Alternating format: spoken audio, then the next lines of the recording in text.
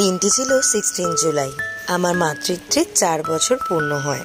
আমার ছেলে ঋষানের জন্মদিন উপলক্ষে বাড়ির সকলে মিলে একটি ছোট্ট অনুষ্ঠানের আয়োজন করা হয়। সকাল থেকেই কাজের জন্য বাইরে থাকায় ডাইরেক্ট দুপুরবেলা বাড়িতে এসে দেখলাম দিদি, মা, শাশুড়ি মা সকলে মিলেই আয়োজন করে ফেলেছে। আর এই যে মালা পরানোর একটি নাকি রেওয়াজ আমাদের আগে ছিল বাড়িতে।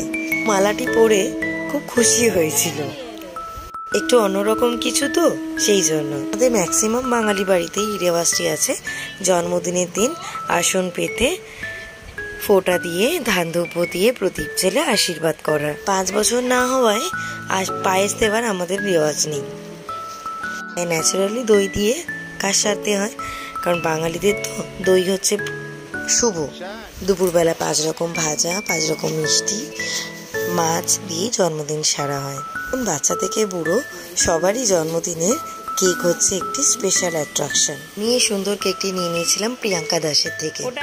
যেমন সুন্দর ড্রয়িং করায় তেমন সুন্দর কেকও বানায়।